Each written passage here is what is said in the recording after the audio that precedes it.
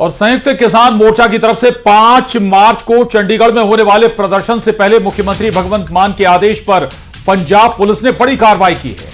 अलग अलग किसान संगठन के नेताओं के घरों में देर रात पुलिस ने छापेमारी की और संयुक्त किसान मोर्चा के नेता बलवीर सिंह राजेवाल के साथ कई किसानों को हिरासत में ले लिया है, जिसके बाद पंजाब में जगह जगह मान सरकार के खिलाफ विरोध प्रदर्शन तेज हो गए हैं। 5 मार्च का किसान प्रदर्शन अब एक बड़े आंदोलन का रूप ले सकता है। पंजाब पुलिस की छापेमारी के बाद किसान संगठनों का गुस्सा और भड़क चुका है और मान सरकार के लिए किसानों की नाराजगी बड़ी चुनौती बनती जा रही है।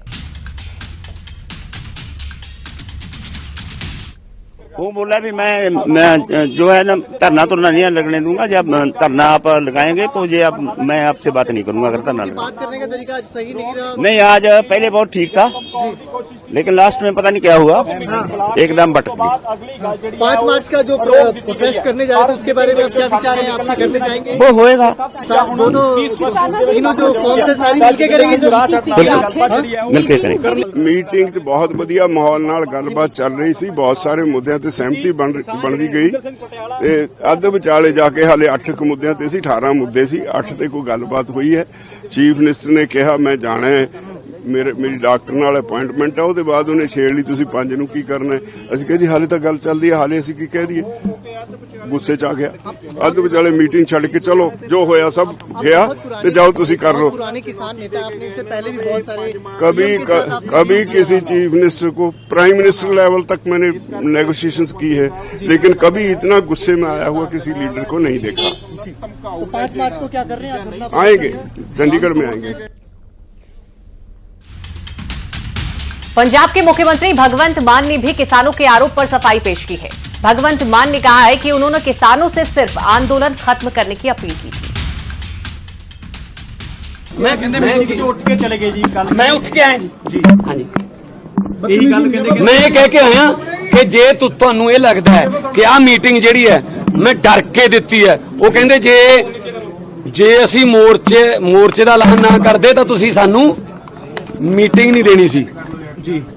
मैं क्या मैं डर के मीटिंग नहीं दी। मैं उदू पहला बिना मोर्चा तो भी तुहानू मिलता रहा। मैं तुहाडा मित्र कीड़ा, मैं आप किसानी नू संबंध रखदा। तुहाडे चों शायद घट खेत गए होने, मैं ज्यादा खेत जाना, ठीक है ना। पर ये ना कहो कि मोर्चा भी जारी रहूगा ते मीटिंग भी। मैं क्या अज वाली मीटिंग सारी कैंसिल है ते मोर्चा ला लो। और खबर राजधानी भोपाल से है, जहां एक वायरल संदेश से माहौल बिगाड़ने की नापाक कोशिश की गई है।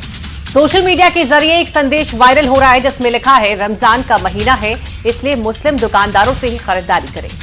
काफिरों से कुछ भी खरीदने से बचें। वायरल संदेश पर सियासत भी अब शुरू हो गई है।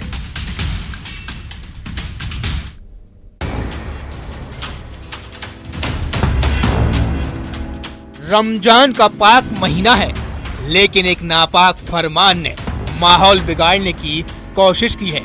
जी हाँ, सोशल मीडिया पर एक नापाक संदेश वायरल हो रहा है। सबसे पहले आपको वो संदेश बताते हैं। इस संदेश में लिखा है, सभी ईमान वालों से अपील है, रमजान में काफिरों से सामान नहीं खरीदें। रमजान महीना शुरू होने वाला है। इस मुबारक मौके पर हमें चाहिए कि सिर्फ और सिर्फ ईमान वालों से ही सामान खरीदें। किसी भी हाल में काफिरों से लेन देन ना करें, चाहे वो आपका पड़ोसी हो, दोस्त हो या फिर कोई जानने वाला। किसी भी हालत में उनसे खरीदारी ना करें। ये सब है ना उड़ाना है, अफवाहें। देखिए, जब अपन सौदा लेने जाते हैं तो अपन तो इतने सारे ठेले वाले खड़े हैं, किसी का धर्म पता है नहीं पता, अपन तो बेझिझक के सामान खरीदते हैं। तो ये फालतू बात है। बिल्कुल सबसे मिलकर अपील करेंगे, सब सामान लेंगे। रमजान का महीना सबसे मिलजुल के रहेंगे और अच्छी बात है, सबसे सामान लेना चाहिए। जिसका अच्छा सामान हो जरूर लेंगे। इस मैसेज से सूबे की सियासत भी गर्मा गई है।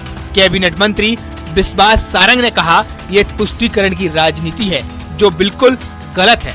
वहीं कांग्रेस विधायक आरिफ मसूद ने इसे नफरती लोगों का काम बताया है। मुझे लगता है कि ये तुष्टीकरण की राजनीति के कारण ही इस देश का बहुत बड़ा नुकसान हो रहा है। और वो तथाकथित मुस्लिम नेता जो अल्पसंख्यक वर्ग के ठेकेदार बनकर राजनीति करते हैं, वो इस तरह के बयानबाजी करके मुस्लिम समाज का ही नुकसान कर रहे हैं। यदि बहुसंख्यक समाज खड़ा हो गया तो फिर क्या होगा? मुझे लगता है कि इस तरह से अराजकता की बात, विघटन की बात करके वो अल्पसंख्यक समाज का ही नुकसान करते आए हैं। कि एक समाज के लोग, मुस्लिम समाज के लोग दूसरे समाज के लोगों के यहाँ से सामान या खरीदारी ना ले। अभी कोई फैसला किसी तंजीम ने मुस्लिम इस तरह का नहीं लिया है, ना उलेमा इकराम का कोई फैसला है।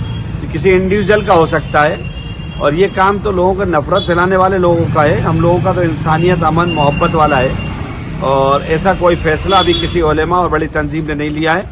तो ये जो न्यूज़ है ये गलत है और इसका कोई प्रभाव ना पड़ा है ना पड़ेगा। उधर वायरल संदेश पर पंडित धीरेन्द्र शास्त्री ने कहा, ये हिंदुओं को समझना चाहिए, हिंदुओं के भी त्योहार आते रहते हैं।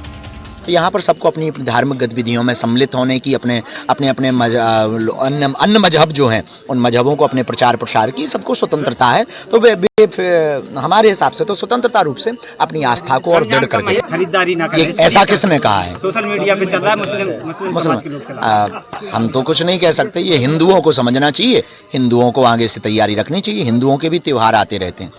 अब सवाल आता है, आखिर कौन है जो माहौल बिगाड़ने की कोशिश कर रहा है? उधर वायरल संदेश पर सियासत भी हाई है। Bureau report, news 18। और खबर अनूपपुर से है, जहां पोटकी के सरकारी स्कूल में 10वीं बोर्ड परीक्षा के दौरान नकल कराने का मामला सामने आया है, जिसका वीडियो सोशल मीडिया पर वायरल हो रहा है। वीडियो में अतिथि शिक्षक स्कूल के बाहर झाड़ियों में नकल करवाते हुए नजर आ रहे हैं। वहीं वीडियो वायरल होते ही प्रशासन ने 4 लोगों के खिलाफ मामला दर्ज कर दिया है, जबकि परीक्षा केंद्र को तत्काल प्रभाव से हटा दिया गया है। आप लोग नकल प्रकरण अतिथि में यानी साल भर क्या पढ़ाते हुए? ये तस्वीर दरअसल 10वीं की परीक्षा के दौरान नकल की तस्वीरें सामने आई हैं, और ऐसा नहीं कि बच्चे कर रहे हैं, बल्कि खुद केंद्र में नकल कराने की बच्चों के लिए व्यवस्था की गई थी। और इसी के बाद जब ये तस्वीरें सामने आई, इसके बाद जो केंद्र अध्यक्ष हैं उन पर एक्शन हुआ है, उन्हें प्रभाव से हटा दिया गया है और मामला भी दर्ज कर लिया गया। मामला ये पूरा जो घटनाक्रम है अनूपपुर का है।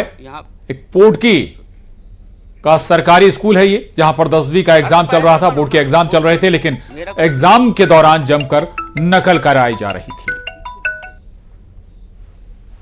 शिक्षक थे, उनके द्वारा बताया गया कि एक वीडियो वायरल हुआ था जिसमें जो अनावेदक लोग हैं उनका जो चीटिंग कराए जाने में कुछ साक्ष्य मिले हैं, जिसके आधार पर आवेदन पत्र प्रस्तुत हुआ और उसी के आधार पर एक FIR दर्ज की गई है और उसमें विवेचना जारी है।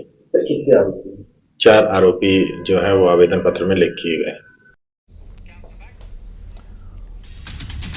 और अब खबर रतलाम से, जहां अस्पताल में इलाज कराने गया एक मरीज अस्पताल में गुस्से में बाहर आ गया और हंगामा कर दिया।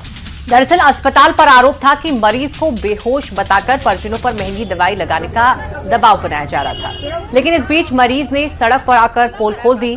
सोशल मीडिया पर यह वीडियो वायरल हुआ था। गीता देवी अस्पताल का ये मामला है और वायरल वीडियो पर अब कलेक्टर ने संज्ञान लिया था। अब इस मामले की जांच होगी। इसको लेकर जांच टीम का गठन कर दिया गया है।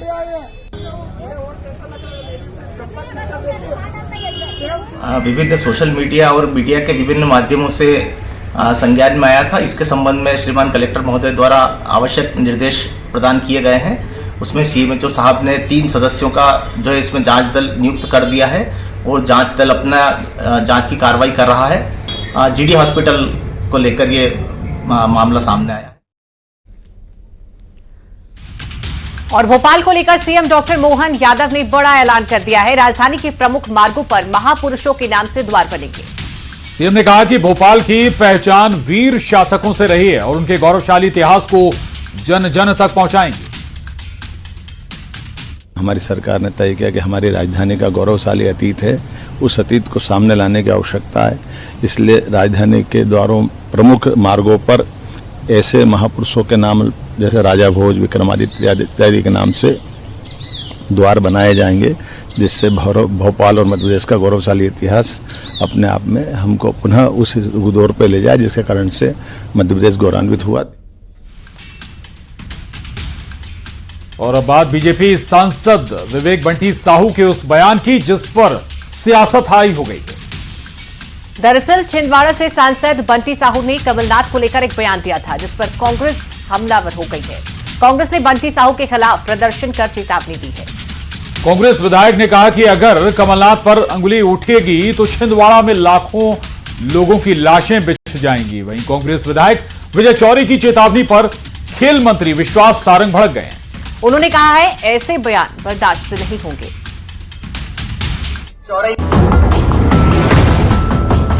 जब ज्यादा पुलिस के चक्कर में मत आओ, नहीं तो पुलिस भी जिस दिन धुलाई करना चालू करेगी तब क्या रहेगा।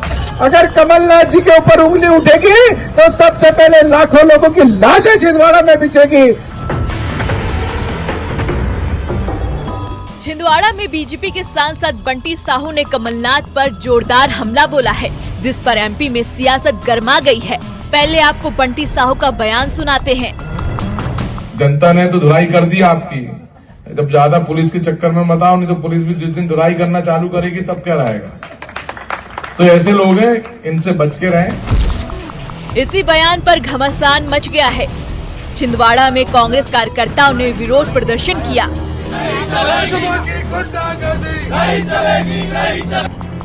कांग्रेस विधायक विजय चौरे ने धमकी देते हुए कहा कि कमलनाथ पर उंगली उठेगी तो छिंदवाड़ा में लाखों लोगों की लाशें बिछ जाएंगी।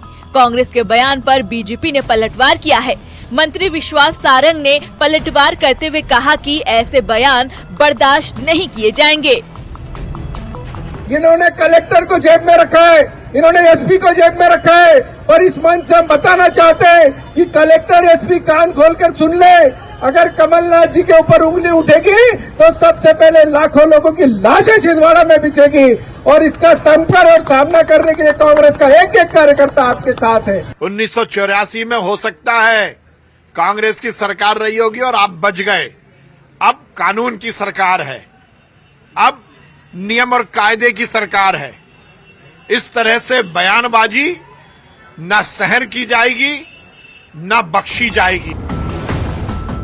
दरअसल बंटी साहू ने एक कार्यक्रम में लोगों को संबोधित करते हुए कमलनाथ पर हमला बोला था। कमलनाथ पर दिए गए उनके बयान पर कांग्रेसी भड़क गए। कांग्रेस ने सांसद बंटी साहू के खिलाफ सख्त कार्रवाई करने की मांग की है। Bureau report, news 18।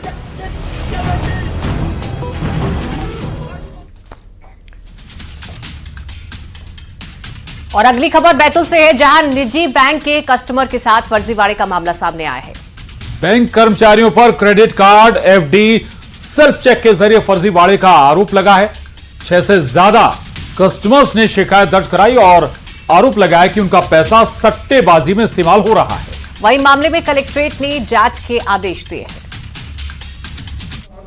ये भैया बाबू चौक गंज का HDFC बैंक है, जिसमें कर्मचारी द्वारा मेरे और अन्य लोगों के पैसे यानी गैर तरीके से निकाल लिए गए। मेरा स्वयं का सेल्फ का चेक था, वहाँ के कर्मचारी ने निकाल लिया, इस्तेमाल कर लिया और अब मुझे पैसों के लिए भटका रहे हैं।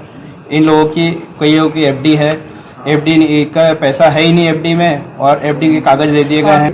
HDFC बैंक में उनने फ्रॉड से वो FD कर ली मेरी बिना बोले चाले, और वो एक चेक ले लिया था मेरे से उनने, और 5 लाख का। अब क्या दिक्कत आ रही? अब FD तोड़ाने गया, बेटी की शादी है तो पैसे नहीं है FD खाते में। नकली FD बना क्या के बोलते हैं वो बोलते हैं हाँ कर रहा है, कार्रवाई कर रहा है। बस पुलिस थाने में कंप्लेन डाल दी, यहाँ तहसील में डाल दी, सब तो डाल दिया। कुछ 1-2 कृषकों ने या 1-2 स्थानीय निवासियों ने इस आशय की जानकारी दी थी कि HDFC बैंक के किसी कर्मचारी ने उनके पैसे उनके खाते से निकाले हैं। हम लोगों ने HDFC के जो मैनेजर हैं उनको बुलाया है, उनसे हमारी अभी चर्चा हुई है।